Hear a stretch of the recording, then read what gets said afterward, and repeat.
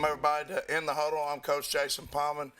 Welcome to this week's edition. This week we'll have Coach Sam Adams with Oxford Yellow Jackets. We'll have Coach Wes Tidwell from Ragland and Coach Michael Easley from Mumford on this week's show. And join me now is Coach Sam Adams from Oxford. And Coach, Yellow Jackets fall short Friday night, losing to Pinson Valley 44-20. The Yellow Jackets coming into this game had won 3 in a row, dropped the first game against McAdory, had good momentum coming into this game, and the first region game of the year. And Yellow Jackets, starting the game off, Pinson Valley pretty much matchup nightmares on the offensive side of the ball, and the game plan was to pretty much double team their wide receiver, the Thomas kid, and early on, I believe Metcalf caught a touchdown for Pinson Valley. Let's talk about that game leading up to Pinson Valley and going in that first quarter, what Pinson Valley showed us there. Yeah, so they were, we knew Amari Thomas was a tough matchup for not just for us, but for anybody. He's one of the best in the state, if not the best receiver in the state. Yep.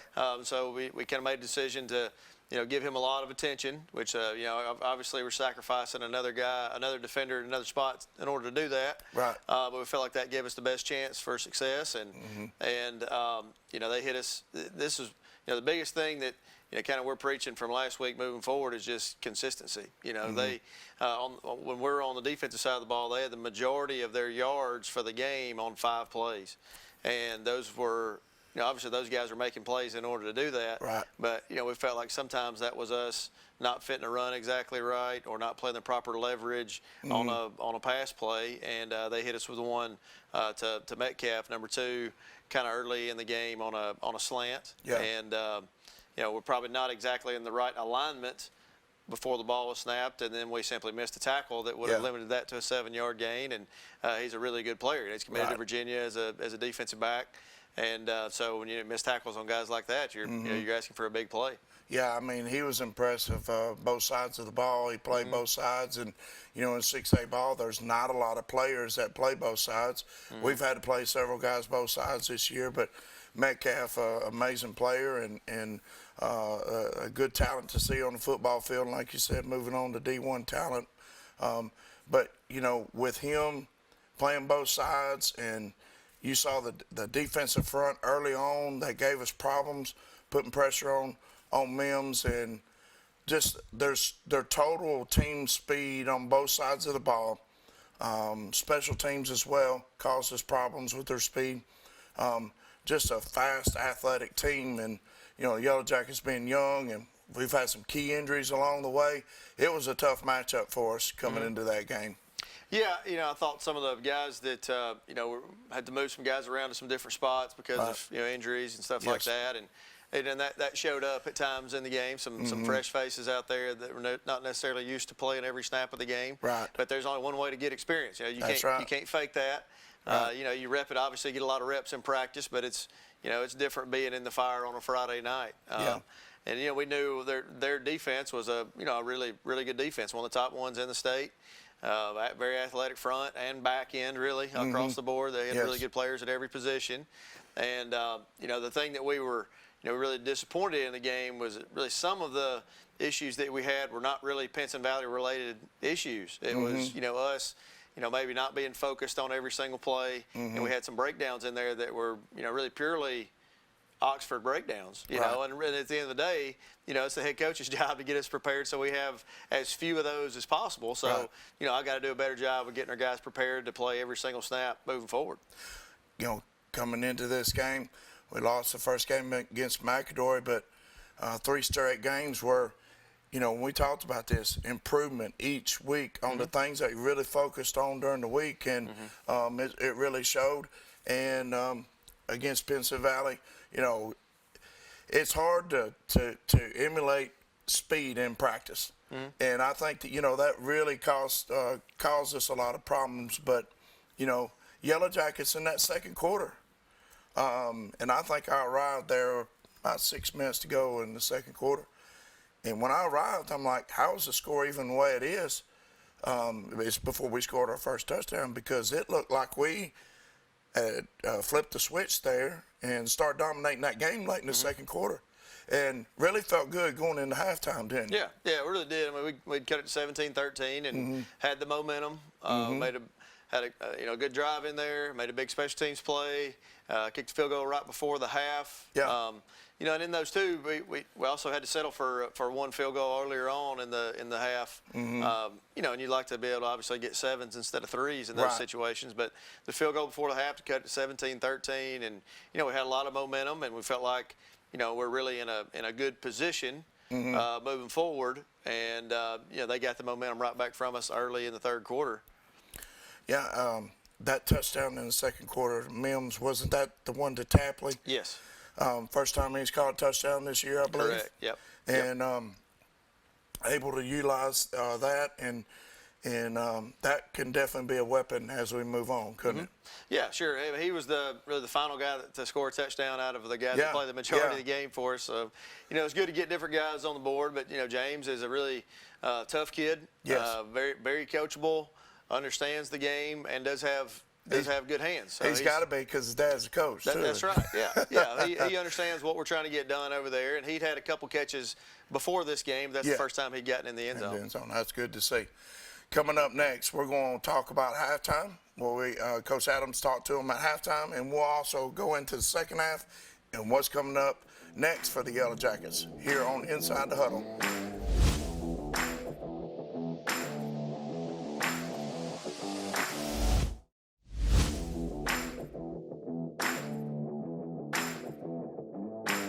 Welcome back to In the Huddle. Coach Sam Adams joined me and Coach at halftime. We talked about before the break that felt pretty good about the way the second quarter ended, and made some adjustments there in the second quarter on offense and a little bit on defense too, as you came up with a couple stops there.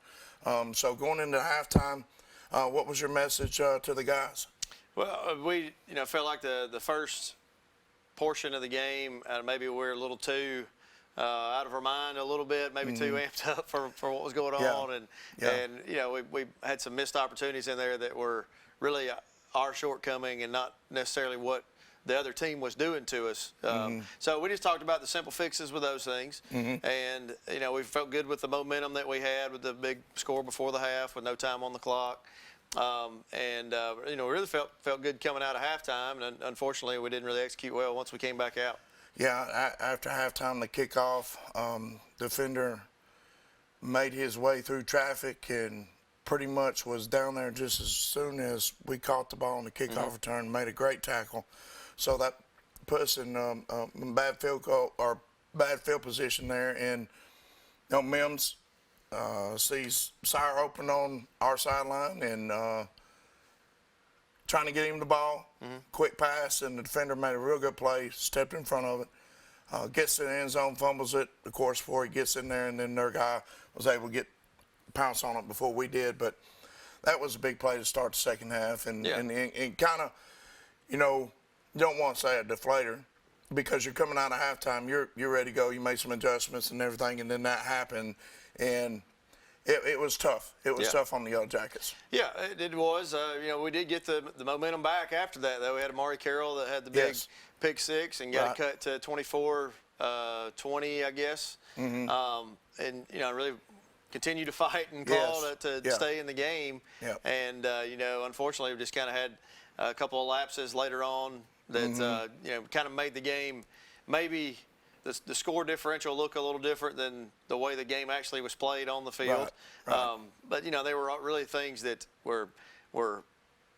that we had worked in practice that for whatever reason during the game we just kind of have a little bit of a lapse, and we just didn't get it done. Would you contribute some of that to the youth of the team because the 3 games prior to that, we're able to work through a lot of the issues, the slow starts and things like that with the youth, but facing good teams like that, some of that gets exposed a little bit. But the mistakes and the shortcomings that we went through, I'm sure y'all going over them, and they're going to learn from them. They will, and really, I think this was, the head coach having to kind of look in the mirror and figure out, what do I have to do differently, and so that our players are better prepared to make those plays time after time after time. At this point, really, we're 6 games in, or we're on our 6th game this week, Right. and we can't. The youth thing, it was more of a reason early in the season. Early on, right. But at this point, we've played a lot of football. Yes. And so we just got to figure out how to push the right buttons during the week in practice and pregame and at halftime and all that, so that we can maintain the focus that we need. I will give a shout out. You mentioned him for a second there, Mark Carroll, and I went back and watched that interception and his return.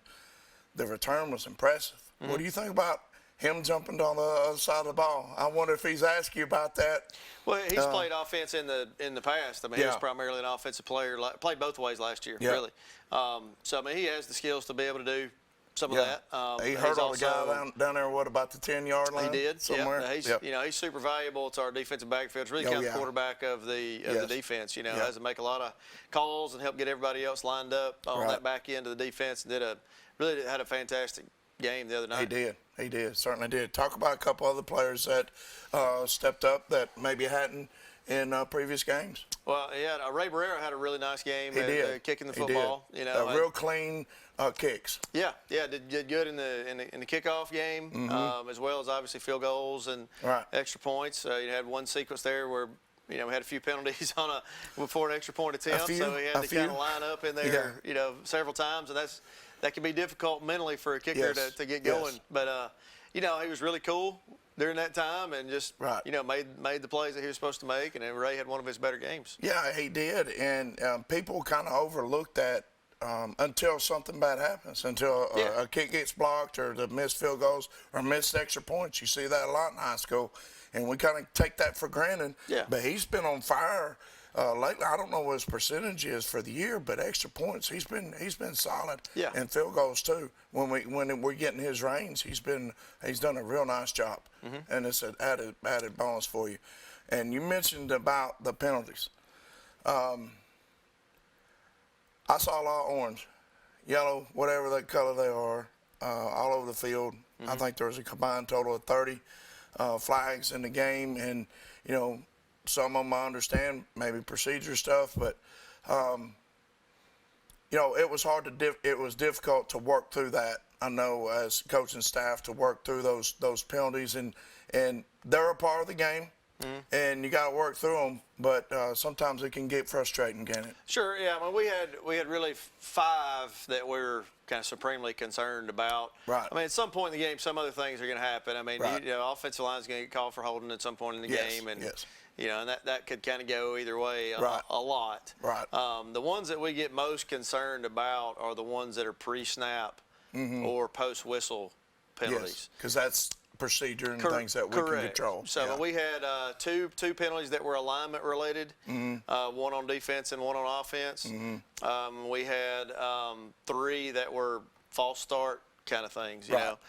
We don't want our guys to hold or pass interfere or anything like that. But there were several calls that could have maybe gone a different way, I guess is a way to put that, politically. Correct. And we felt should have, and we've addressed that as best we can at this point. I understand. Yeah. All right. Now, moving forward, going back to the region, we're fortunate enough to play 3 region games already. A lot of teams only play 2. And we got 2 wins under our belt. That was our first loss. But we're still in pretty good shape as far as the region goes. Sure. And with a good idea of what we're going to be able to do in the region for the rest of the way. Yeah, and really, the game coming up with Hartsville next week is a non-region game, Right. But does have major region implications when you start looking at tiebreakers. Yes. So we're sitting at a pretty good spot right now. We're still in a really good spot as far as making the playoffs. Right. It really just comes down to how this thing plays out and who's the 1 through 4 seeds. Right. You like to be the 1 or 2, so you get home field in the first round. Right. But sometimes there's situations there where the bracket may be set up a little bit better if you're the 3 seed. So there's there's always give and take with all this, and if you happen to not be a 1 or 2, you got to go on the road in the first round, but you're also more likely to be at home in the second round after that. That's right. That's right. I mean, there's a million ways this thing can play out, and I mean, if you look at past history, there's been teams seeded 1 through 4 that went on and played for it all. Right. So I mean, we just got to be worried about playing our best football week in and week out, and play in and play out, and hopefully we'll be peaking. When we hit week 10, week 11, week 12, week 13. Very interesting matchup against Highschool this week. Coming to Lamar Field, I expect another good crowd. And speaking of the crowd, that was one of the largest crowds I've seen in a couple years there at Lamar Field. So it was a great crowd, great atmosphere. And expect the same this week with a 5-0 Hartselle team coming in town. Yeah, another top 10 team, undefeated, and one of the top defenses in the state. I mean, they're giving up 8 points a game. So, I mean, that's pretty difficult. Right. They're off a good, close, kind of hard-fought win against Gadsden City last week, a 16-9 game. Yep. They're a really good team. They got good players at every position on offense. They have a really big offensive line. They have a really good quarterback, running back, receiver combo. Yep. Defensively, they're not the most imposing, physical-looking team, but they're obviously doing a lot of things right to only be giving up 8 points a game. That's right. If you're in town, if you're not in town, come and check out the Yellow Jackets at Lamar Field on Friday night against Hartselle. Coach Jason Pahman, thanks for joining us, Coach Adams. We'll be back next week with Coach Adams. Coming up next, we're going to have Coach Wes Tidwell from Ragland High School up next here on In the Huddle.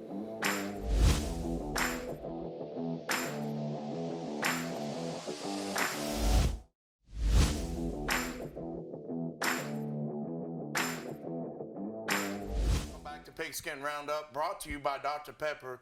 I'm Coach Jason Pahman, and now joining me is Josh Hommes, and the Vice President and Regional Manager of our TV 24 station here. And welcome to the show. Jason. Glad to have you. Absolutely. Glad to have you. Absolutely, man. Thank you. Taking a little break from flying around the studio and getting everything set on. Yes, you and me both for the moment. That's right. But after this, it'll be all over. No.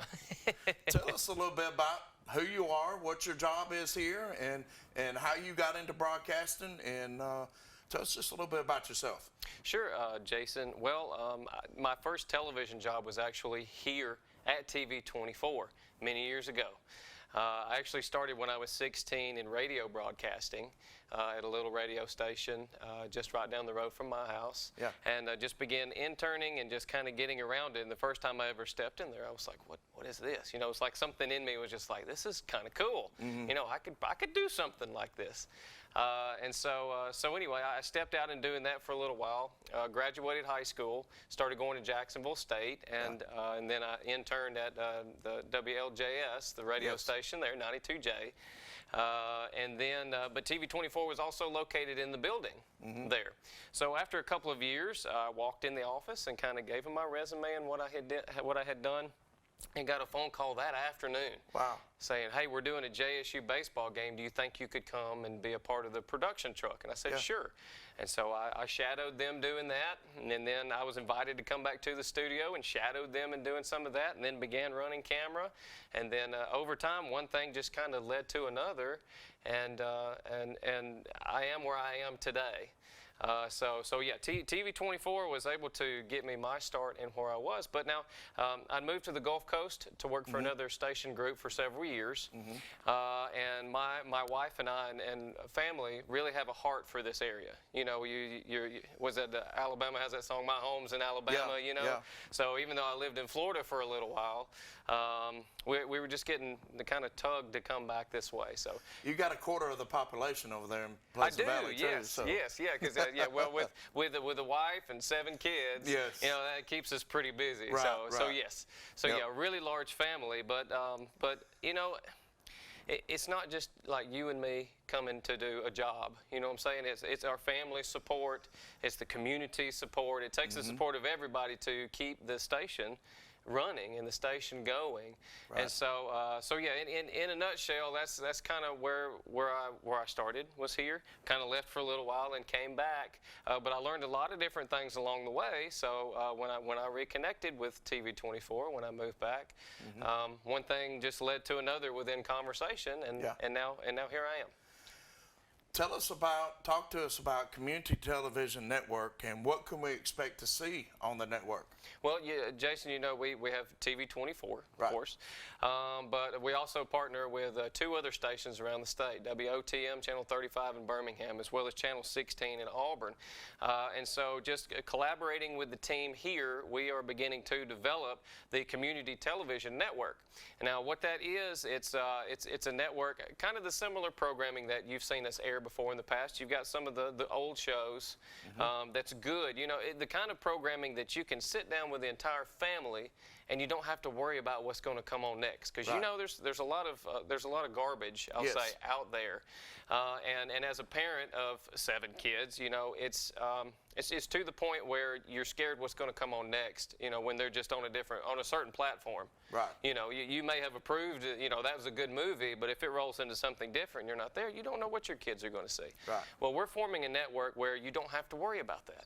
You know, it's going to be a television network where you don't have to worry about what's coming on next. Now, we're going to mix some of the classics in with a lot of our locally produced programming. Okay. We have a lot of good shows, Jason. You know, we have Calhoun County's Most Wanted, and we would like to add some other sheriff shows too. So if you're watching and you want your department to have a show, get in touch with us. Yes.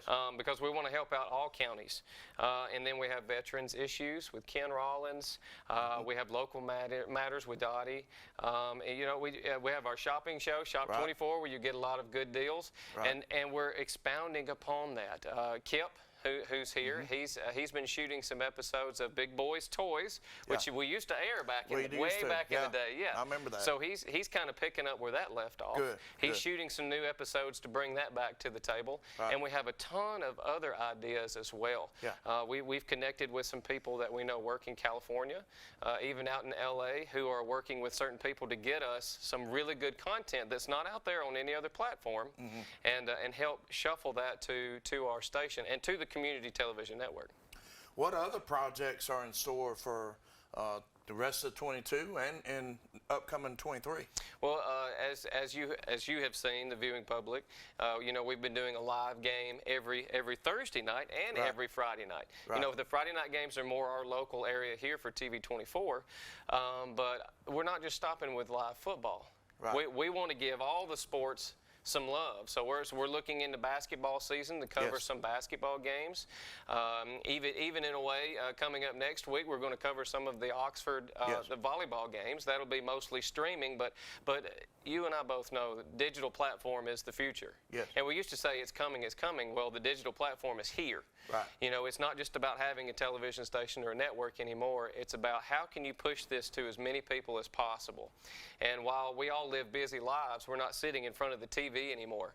You know, life as we know it is on our cell phones, on our tablets, on our computers, and that's why we also have the TV 24 app that's out now. There's some publications and some different ways that you can go on Facebook and kind of see how to download that and how to use that.